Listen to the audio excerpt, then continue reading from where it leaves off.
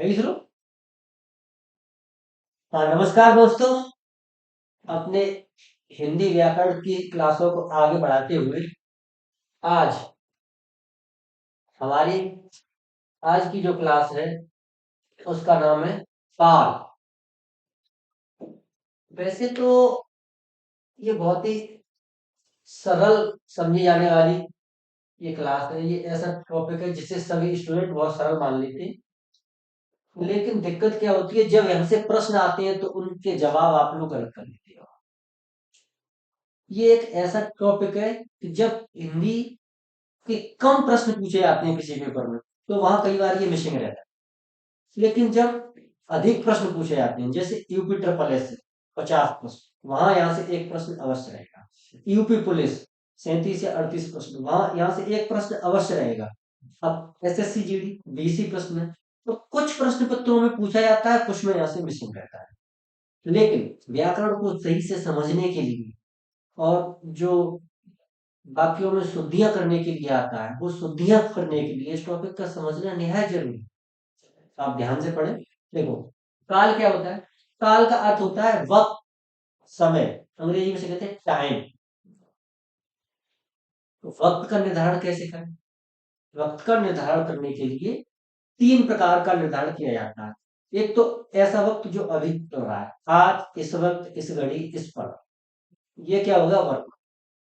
दूसरा, अब से पहले जो बीत चुका है, बीता हुआ कल, फिर उससे पहले, उससे पहले, उससे पहले, कितना भी पहले, जो अब से, जो वर्तमान से पहले जो बीत गया, वो पूरा का पूरा भूतकाल।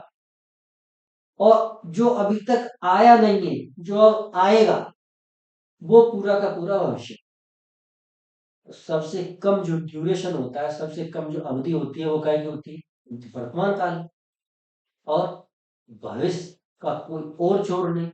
अब भूतकाल का हमें कुछ पता नहीं, तो भूतकाल बहुत लंबा चौड़ा, भविष्य काल अगणित, पता नहीं कितना हो, लेकिन वर्तमान काल सबसे छोटा। अब यहाँ से प्रश्न कैसे आते हैं? यहाँ से प्रश्न आते हैं, एक वाक्य लिखा होगा और उसमें होगा यह वाक्य किस काल का है। उसका निर्धारण करने में बहुत दिक्कतें आती हैं। वो दिक्कतें दूर तभी होंगी जब हम इन्हें सही से पढ़ेंगे। आइए देखते हैं। सबसे ज्यादा इसमें, अगर इसमें एक ही प्रकार के प्रश्न जो आते हैं वो सिर्फ ये है कि इनका काल निर्धारण कैसे होता है। तो हमें इनका पूरे का वर्गीकरण जब तक हम पढ़ेंगे नहीं तब तक उन प्रश्नों को उत्तर दे ही नहीं पाएंगे। तो देखते हैं। देखो, वर्तमान काल। अब जो अंग्रेजी वाले जिन लोगों ने पढ़े हैं, सबसे बड़ी दिक्कत ये आती है कि लोग इन्हें भी उसी आधार पर देखते रहते हैं। जितने भी हिंदी मीडियम के छात्र हैं, वो अंग्रेजी सीखने के लिए बार बार कक्षा 3 में, 4 में, 5 में, 6 में, फिर हाई स्कूल, इंटर तक बार बार यही पढ़ते आते हैं। टेंस। टेंस मूलतः तीन प्रकार के होते हैं: present tense, past tense, future tense. फिर उनके चार चार भाग होते हैं: indefinite, continuous, perfect, perfect continuous. चार इसके, चार इसके, चार इसके। तो वो वाला वो जो परफॉर्मा होता है वो दिमाग में इतनी बार पड़ा होता है कि वो सेट हो चुका है। उसी के आधार पे हिंदी व्याकरण का वर्गीकरण कर देती है। वही होती है दिक्कत। हिंदी को हिंदी व्याकरण के हिसाब से पढ़ना है, अंग्रेजी वाला वो आपका अलग मैटर है। यहाँ कैसे होता है क्लासिफिकेशन, इनका वर्गीकरण? यहाँ वर्तमान काल होता है 5 भागों में विभक्त, भूतकाल होता है 6 भागों में विभक्त, और भविष्य काल होता है 3 भागों में विभक्त। कुछ मैच किया? हाँ, तो सबके चार चार थे, यहाँ तो किसी में चार नहीं है। तो यहाँ से प्रश्न गलत होने की संभावना बनती है। अब देखो कैसे। वर्तमान काल के होते हैं 5 भेद: सामान्य वर्तमान काल, तात्कालिक वर्तमान काल, पूर्ण वर्तमान काल, संदिग्ध वर्तमान काल और संभाव्य वर्तमान काल। इनमें थोड़ा थोड़ा बारीक बारीक अंतर, इनमें क्या है? अब इन्हें समझने के लिए हम क्या करें? एक बार फिर उसी परिभाषा का सहारा लें जो अब तक हम कई बार लिखते और पढ़ते आए हैं, जो हमारे दिमाग में एकदम रची बसी है। प्रेजेंट इंडेफिनिट की परिभाषा क्या सिखाते थे टीचर्स? जिन हिंदी वाक्यों की मुख्य क्रियाओं के अंत में ता है, ती है, ते है इत्यादि शब्द जुड़े रहते हैं वे सामान्य वर्तमान काल कहे जाते हैं। जिन हिंदी वाक्यों की मुख्य क्रियाओं के अंत में ता है, ती है, ते ऐसे शब्द हैं तो सामान्य वर्तमान काल। उदाहरण वो है सोता है,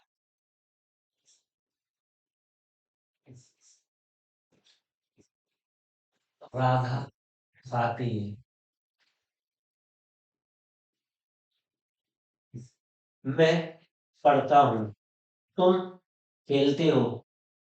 ऐसे कोई भी वाक्य जिनकी मुख्य क्रियाओं के अंत में ता है, ती है, ते है इत्यादि शब्द आते हैं, उन वाक्यों को हम सामान्य वर्तमान काल कहते हैं। उन वाक्यों का जो काल निर्धारण होता है वो सामान्य वर्तमान काल होता है, उनका काल। दूसरे, तात्कालिक वर्तमान काल। ये ऐसा वर्तमान काल है, ये अभी प्रेजेंट में चल रहा है, अभी पूरा नहीं हुआ, अभी भी हो ही रहा है काम। कंटिन्यूटी होती है, जो कंटिन्यूअस वाली परिभाषा थी। जिन हिंदी वाक्यों की मुख्य क्रियाओं के अंत में रहा है, रही है, रहे हैं इत्यादि शब्द होते हैं, सिर्फ वही परिभाषा यहाँ मैच करती है। जिन हिंदी वाक्यों की मुख्य क्रियाओं के अंत में रहा है, रही है, रहे हैं इत्यादि शब्द जुड़े होते हैं, वो क्या होते हैं? वहां तो हाँ प्रेजेंट कंटिन्यूअस वहां होते हैं, यहाँ क्या होते हैं? तात्कालिक वर्तमान काल। जैसे रमन दौड़ रहा है,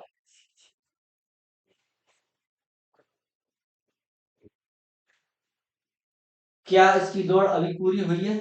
नहीं। दौड़, तुम पढ़ रहे हो,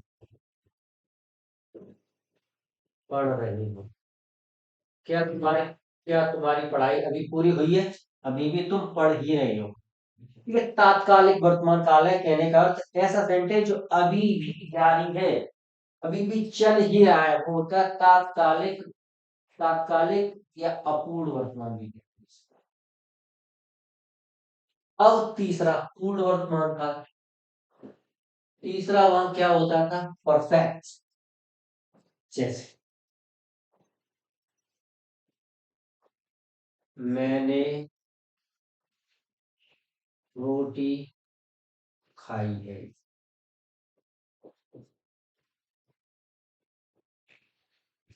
या मैं रोटी खा चुका हूं।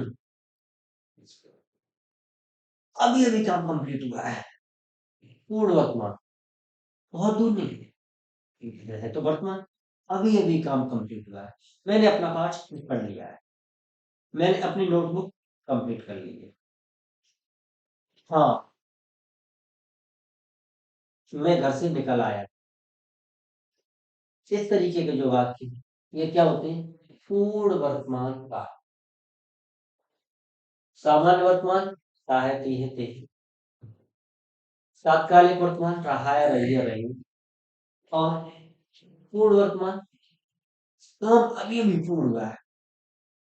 मैंने नाश्ता कर लिया है।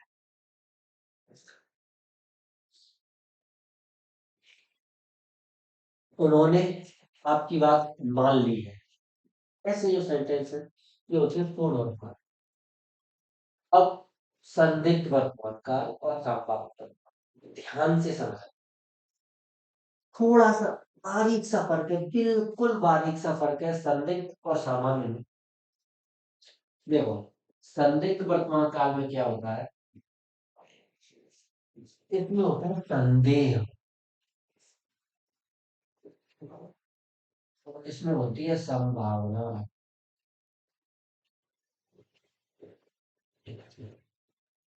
देखो, इसमें तो संदेह होता है, इसमें होती है संभावना।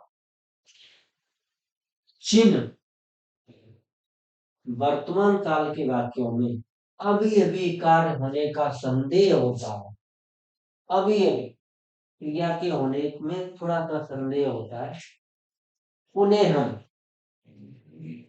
संदिग्ध वर्तमान काल कहते हैं। और जिनमें क्रिया के होने का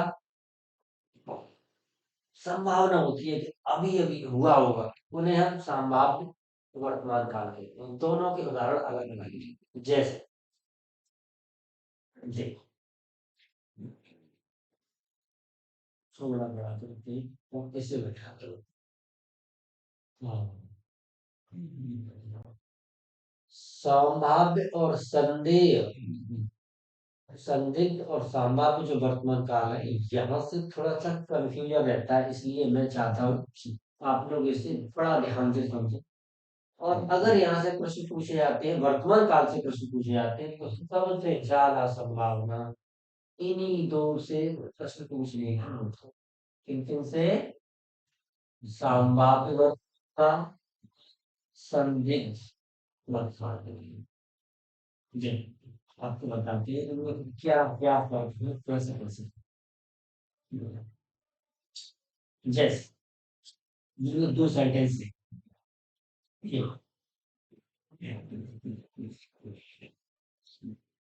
आया हुआ है, हुआ है, हुआ है।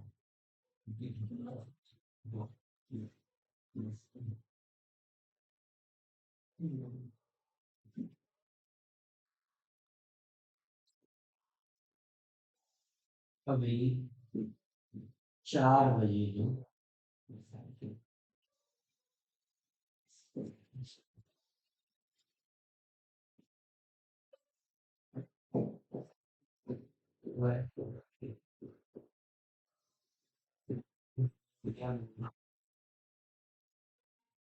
या इसे ऐसे कह लो,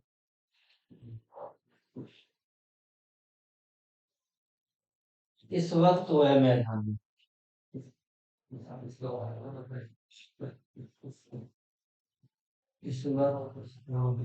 मैदान में।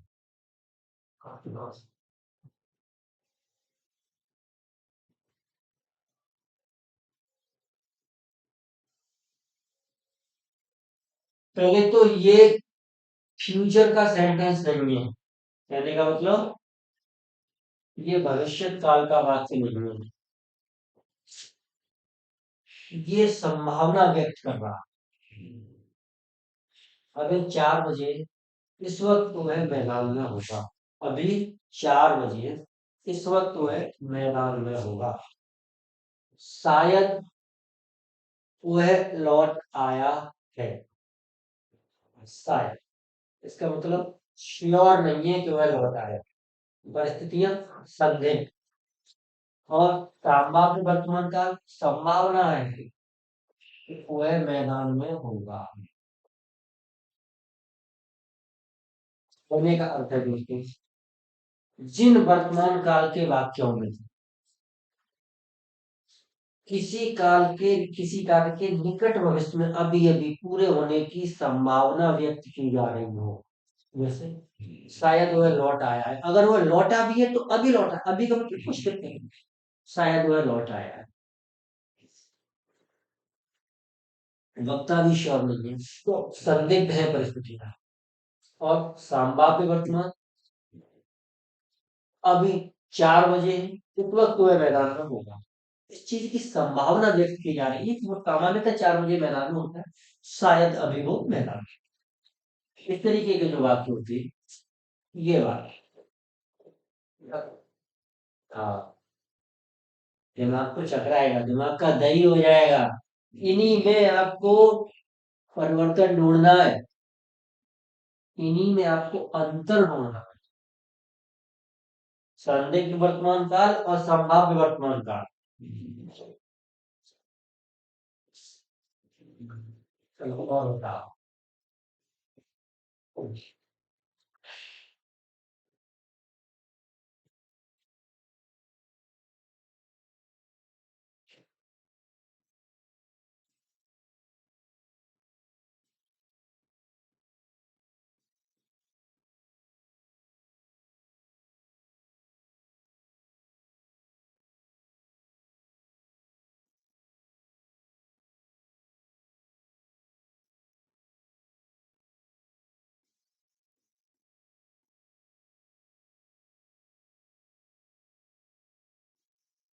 इन दोनों वाक्यों में कोई फर्क बताएगा? वह पढ़ता होगा और शायद वह अभी पढ़ता हो।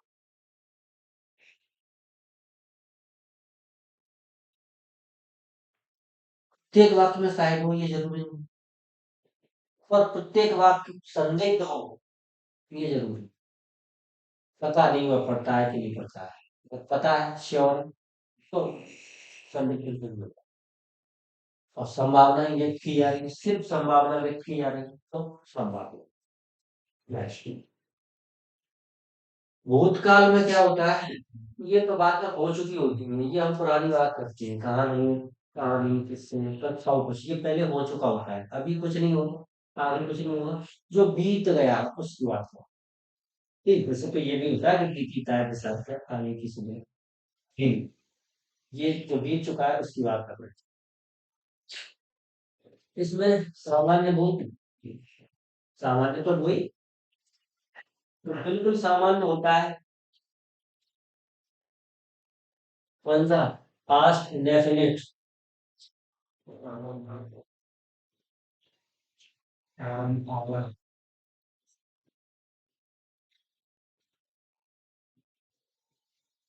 वह गया, वर्षा हुई।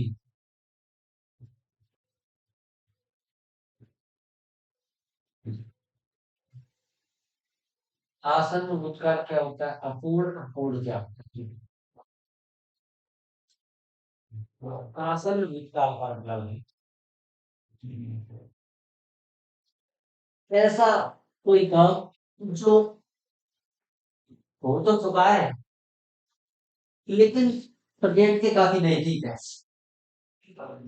है वो तो नहीं, काम कंप्लीट हो गया है पर प्रेजेंट के काफी नजदीक है, जैसे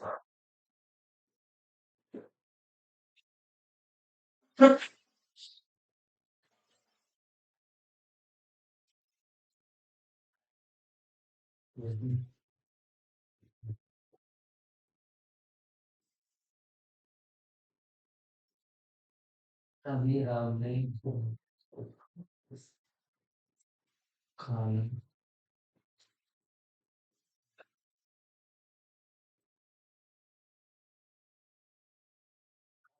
खाया था, खा चुका है, पर कब? बहुत दूर नहीं, वर्तमान के बहुत निकट है। अब देखो इसमें एक चीज आपको ध्यान रखनी, आपका पैमाना जितना बड़ा होगा, आप जितने बड़े दौर की बात कर रहे हैं, जितने बड़े काल की बात कर रहे हैं, उसमें वो चीज छोटी होनी चाहिए। जैसे उदाहरण, मैं एक बात लिखता हूँ।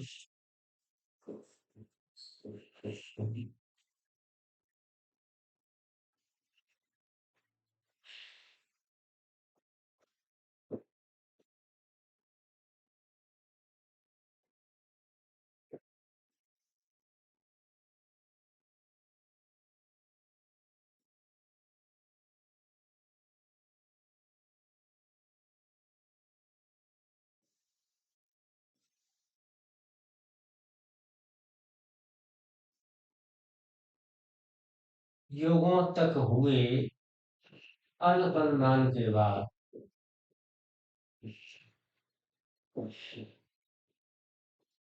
अनुसंधान के बाद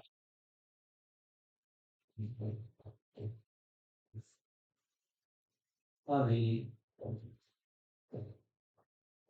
19वीं सदी में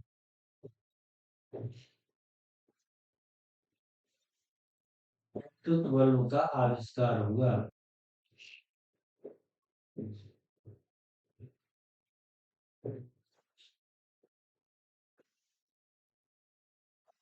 विद्युत बल्ब का आविष्कार हुआ।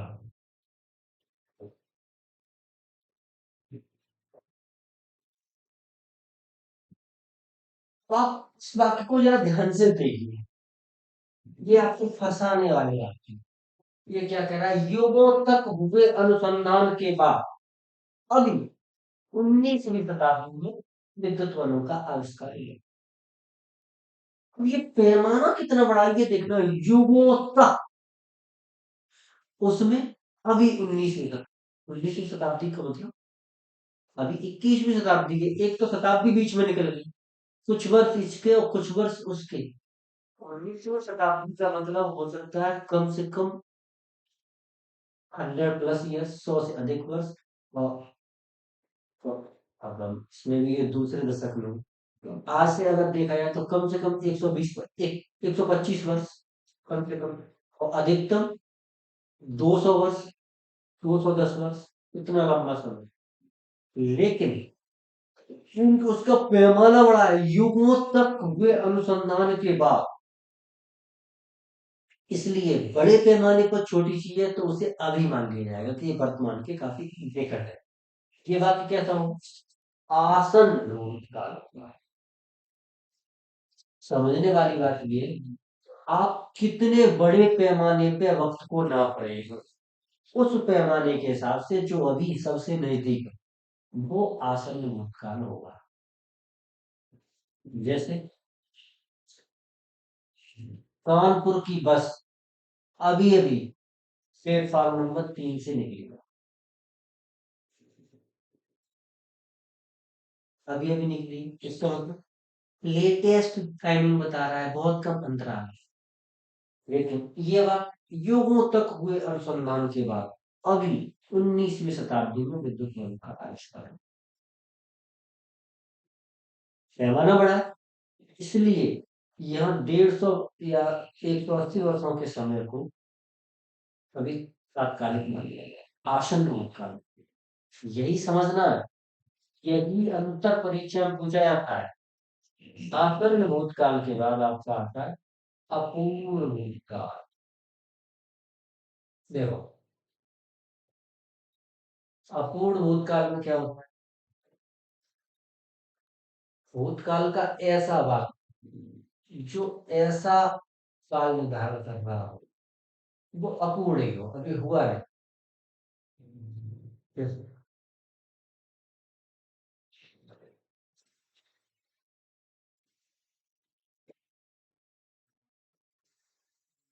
तो रही थी, तो रही थी, मतलब जब तक कि ये जानकारी है तब तक वो कार्य पूरा नहीं हुआ था, कंटिन्यूअस थी, अपूर्ण ही था। कहने का मतलब ये चीज हिंदी वाक्यों की मुख्य क्रियाओं के अंत में रहा था, रही थी, रहे थे इत्यादि वर्गों में अपूर्ण। कोई पास्ट कंटिन्यूअस वाली आपकी डेफिनेशन, इसमें कुछ खास है नहीं। पूर्ण भूतकाल, पूर्ण भूतकाल ये पास्ट परफेक्ट वाली डेफिनेशन है, जो कम हो चुका था। पास्ट परफेक्ट वाली डेफिनेशन है जो काम हो चुका था। जैसे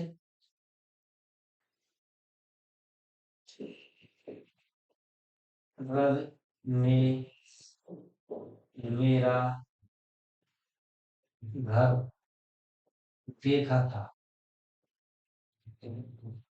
देखा था। कहने का मतलब ये वो ये काम पूरा कर चुका था। रवि ने मेरा घर देखा था,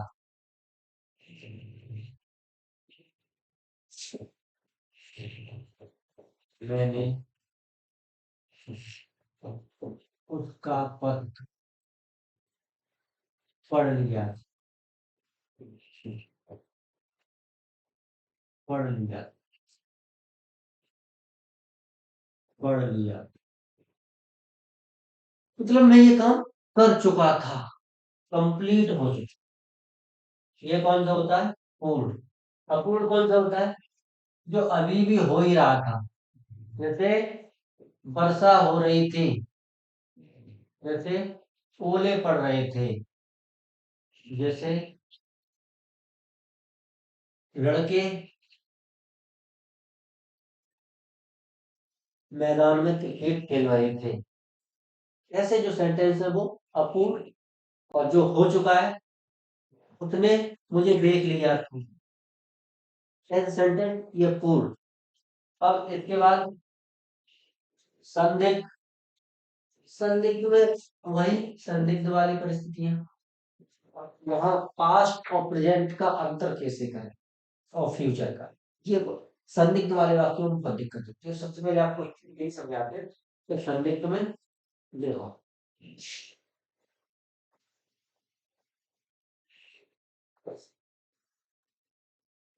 शायद उसने भी एक सुना होगा।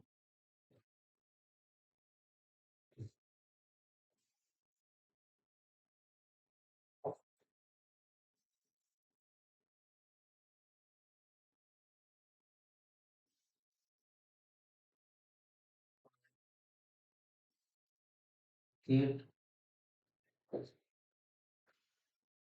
खेलता होगा। दोनों वाक्यों में ये बताइए कि किस वक्त का आपको कार्यकाल कम लग रहा है, किसका आपको काल अधिक लग रहा है। वह क्रिकेट खेलता होगा, शायद उसने भी क्रिकेट खेला होगा। वह क्रिकेट खेलता होगा थोड़ा नजदीक है, ये वर्तमान है। और शायद उसने भी क्रिकेट खेला होगा, भी लग गया। ये पास्ट की बात है, खेला होगा कभी, मतलब अभी नहीं। आपको वाक्य का भावार्थ समझे बिना इनमें अंतर समझना आपके लिए बहुत मुश्किल है। जैसे एक सेंटेंस है, आपने पढ़ा हो, पढ़ा हो। देखो, इसे हम पहचानेंगे मुख्य क्रिया से। खेलता काय की मुख्य क्रिया है वर्तमान, और खेला काय की मुख्य क्रिया है। यही अंतर पहचानना है। खेलता, इसका मतलब वर्तमान, और खेला या आपने पढ़ा होगा, और यही हम लिखते हैं आप पढ़ते होंगे, आप पढ़ते होंगे। ये वर्तमान हो गया। जब सहायक क्रिया से काम रहा हो, मुख्य क्रिया पे ध्यान दीजिए। अंतर समझ में आया। वर्तमान और भूतकाल में कैसे अंतर करेंगे, यहाँ अंतर नहीं हो रहा तो यहाँ देखेंगे। अगर भूतकाल की एक क्या पढ़ा, भूतकाल की है, पढ़ता ये वर्तमान काल। आप पढ़ते होंगे, ये वर्तमान काल का सेंटेंस है। कौन सा, संदिग्ध। आपने पढ़ा होगा, ये संदिग्ध भूतकाल। हेतु मत, ये सबसे सरल है और ये सबको आता है। देखो, हेतु मत क्या होता है, ये होता है कंडीशनल, या इसमें शर्त होती है। शर्त कैसी होती है, हेतु मत का अर्थ होता है एक वाक्य दूसरे वाक्य पर निर्भर, वो होता है हेतु मत। हेतु मत आप यही सीख लीजिए दोनों। वर्तमान में हेतु मत नहीं होता कभी भी, हेतु मत होता है भूतकाल में और भविष्य काल में।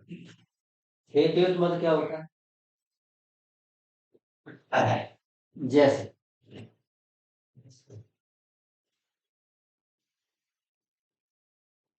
अगर,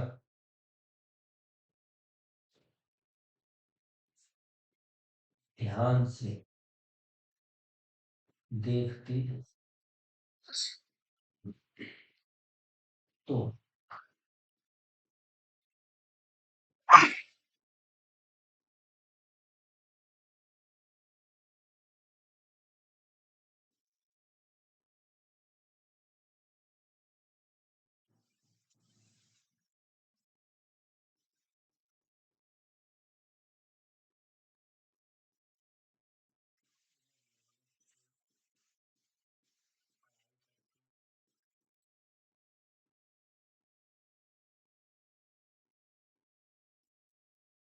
तो पाप हो गया।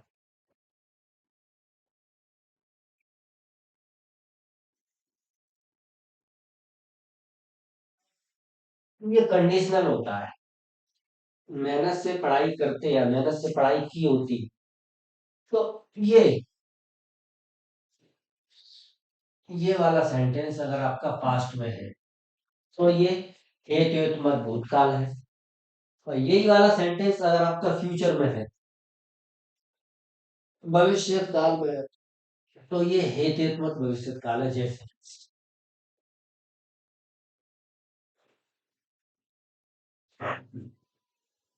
मेहनत से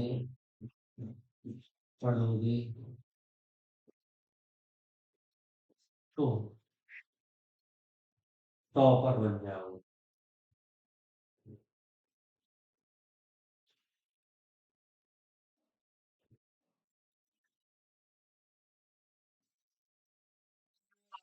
ये आपका फ्यूचर में, या ये आपका ये भविष्य काल में है, इसलिए ये हेतु मत भविष्य काल है। अभी हम बात कर रहे हैं हेतु मत। हेतु मत आप दोनों का ही समझ लीजिए, एक जैसा ही होता है, कंडीशनल होता है।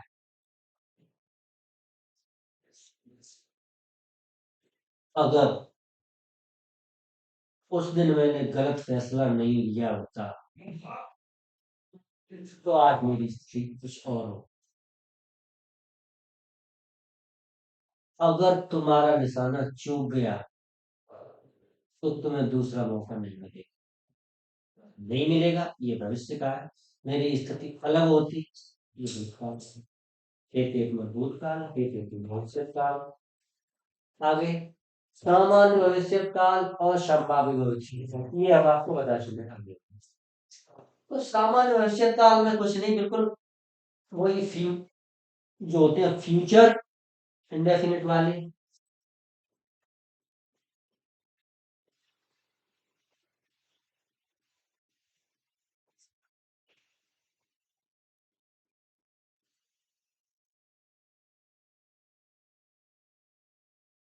एकदम सामान्य बात।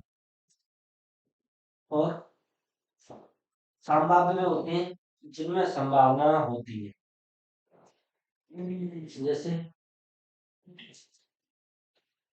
मुझे उम्मीद है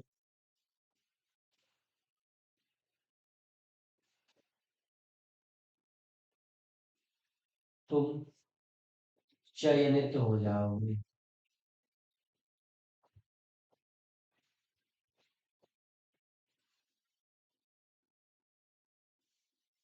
मुझे उम्मीद है तुम चयनित हो जाओगे। या हो सकता है आज वर्षा हो, ये भविष्य की बात। हो सकता है आज बारिश हो, शायद पूरे दिन मौसम साफ रहेगा। इस तरीके के जो सेंटेंस हैं ये क्या होते हैं, संभाव्य भविष्य काल होते हैं। शायद आज कोहरा पड़े, आज कोहरा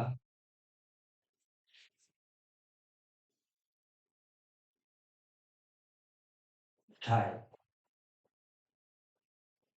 इस तरीके के जो होते हैं ये होते हैं संभाव्य भविष्य काल।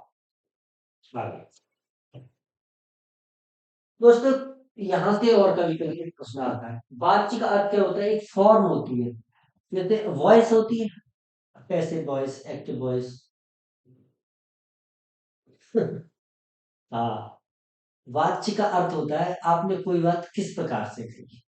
जैसे कर्ता को आधार बनाकर कोई बात कही जाती है तो वो होता है कर्तवाच्य। जैसे मैं खिलाड़ी हूँ,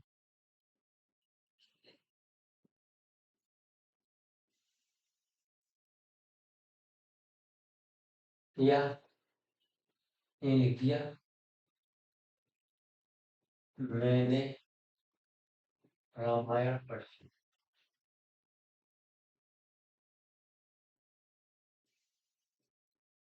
पढ़ी है। दूसरा वाक्य मैंने लिख दिया रामायण तुलसी दास द्वारा लिखी गई है।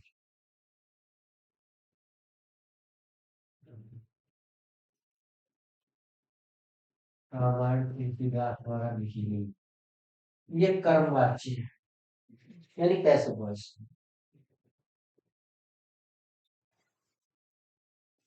और तीसरा होता है भाववाच्य, जिसमें कर्ता को प्रधान बनाया जाए वो कृतवाच्य, जिसमें कर्म को प्रधान बनाया जाए वो कर्मवाच्य।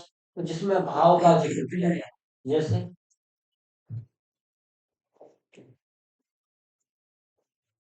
सीता से नहीं गाया जाएगा, गाया जाएगा।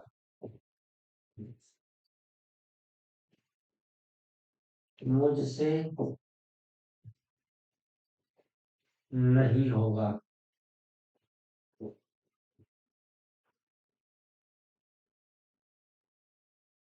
ये होते हैं भाववाच्य। तीन ही प्रकार के होते हैं, कर्तवाच्य, कर्मवाच्य और भाववाच्य। इन तीनों में से कभी कभी एक सेंटेंस होता है, उसमें लिखा होता है ये कर्मवाच्य, कर्तवाच्य, या उसके द्वारा नहीं लिखा जा सकेगा, उससे नहीं लिखा जाएगा। ये भी आपका भाववाच्य है। आज हमने काल देखे और वाच्य देखे। इंपॉर्टेंट क्लास है, स्पेशली ये एक यहाँ से प्रश्न आता है, उसके लिए इम्पोर्टेंट है, ये सबसे इम्पोर्टेंट है। बात सुधारने के लिए आती है, वक्त जब वाक्यों का अरेंजमेंट आता है, वाक्य सुधारने के लिए जो प्रश्न आते हैं, उन वो इस क्लास के बिना संभव नहीं है। आप लोग ध्यान से देखें, लगातार पढ़िए। जय जय।